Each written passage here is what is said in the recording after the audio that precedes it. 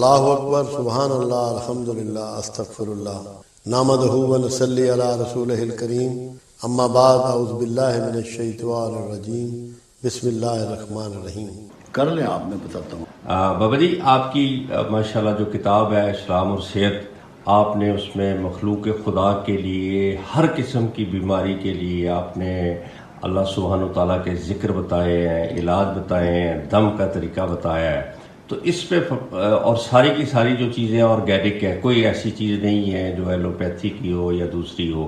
تو کیا اس میں بھی کوئی ایسی چیز شامل ہے کہ جو طب نبوی سے ہٹ کے ہو، یا کوئی اس طرح سے اس کا کوئی ریلیشن بڑھتا ہے آپس میں؟ دیکھو، ایسی کوئی چیز نہیں ہے۔ ایک بات آپ پہلے بنیادی طور پہ سمجھ لیں، ہم نے جو صحت کی بات کی ہے وہ اس کے پیچھے رسول اللہ صلی اللہ علیہ وسلم کی حیات مبارکہ ہے، آپ کی سیرت ہے۔ آپ دیکھیں، رسول اللہ صلی اللہ علیہ وسلم نے ایک دن میں 2 طرح کا کھانا تمام عمر نہیں کھایا۔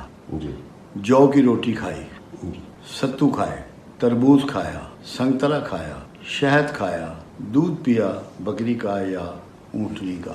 آپ کی ایڈوائز یہ ہے کہ تمہارے پاس جو سب سے قیمتی چیز اللہ نے دی ہے وہ تمہاری صحت ہے، اور صحت کے ساتھ جو آپ کو مہلت ملی ہے تاکہ آپ اپنی عاقبت سنوارنے کا بھی کام کریں اور دنیا سنوارنے کا بھی کام کریں، وہ آپ تبھی کر سکتے ہیں کہ جب آپ صحت مند ہو۔ بیمار آدمی تو اپنے جو اس پر فرائض ہیں جو اللہ کی طرف سے لاگو ہیں ان کی بھی ادائیگی پوری نہیں کر سکتے، اور اگر ذہنی مریض ہو گیا ہے یا دماغ کی کوئی تکلیف ہو گئی ہے تو پھر ایمان کے تقاضے بھی پورے نہیں کر سکتے۔ اس کے لیے اللہ کے رسول صلی اللہ علیہ وسلم کی زندگی ایک نمونہ ہے کہ کتنا کھایا اور کس قسم کا کھایا۔ کوئی تلی ہوئی چیز میرے آقا سے کھانا ثابت نہیں ہے، زیادہ کھانا میرے آقا سے ثابت نہیں ہے، بار بار کھانا میرے آقا سے ثابت نہیں۔ آپ 3 انگلیوں سے کھایا کرتے تھے، انگوٹھا اور یہ شہادت کی انگلی اور درمیانی انگلی۔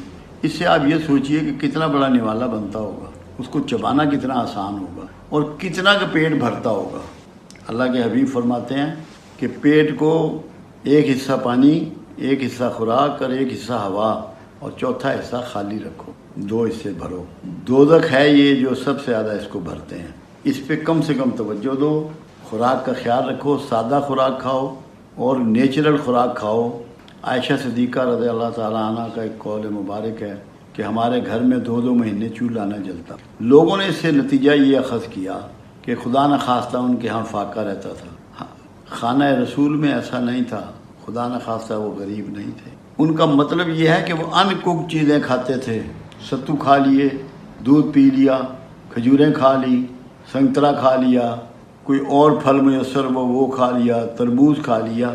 کوکنگ کی طرف نہیں جاتے تھے، کیونکہ کوکنگ میں نمک بھی استعمال ہوتا ہے، مرچیں بھی استعمال ہوتی ہیں، آئل بھی استعمال ہوتا ہے۔ مقصد یہ تھا کہ میری امت جو ہے وہ یہ سمجھ جائے، آقا کا مقصد یہ تھا کہ غیر مرغن کھانا کھاؤ، سادہ کھانا کھاؤ، تھوڑا کھانا کھاؤ، بالکل فٹ رہو گے اور صحت مند رہو گے۔ اسی کتاب کو ہم نے اسی لیے ان چیزوں کا لکھا بھی ہے جو چیزیں استعمال کرتے ہیں، کہ یہ کیسے ہمیں سمجھ میں آئی ہیں اور کس، اور ابھی تک کی جو میرے پاس جو یعنی کہ فیڈ بیک ہے وہ یہ ہے کہ جو اس پہ عمل کرتا ہے وہ 95% لوگ شفا پاتے ہیں۔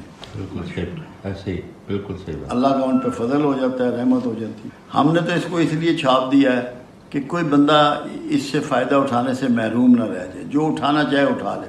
ہمیں تو کوئی غرض نہیں ہے، اللہ کے بندوں کے دکھ دور ہو جائیں، ہمارا مقصود پورا ہو جائے گا۔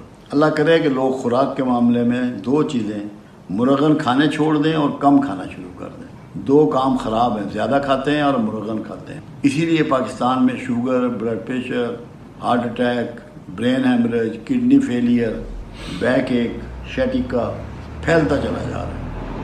اللہ ان سب کو محفوظ فرمائے، ان کو صحت دے۔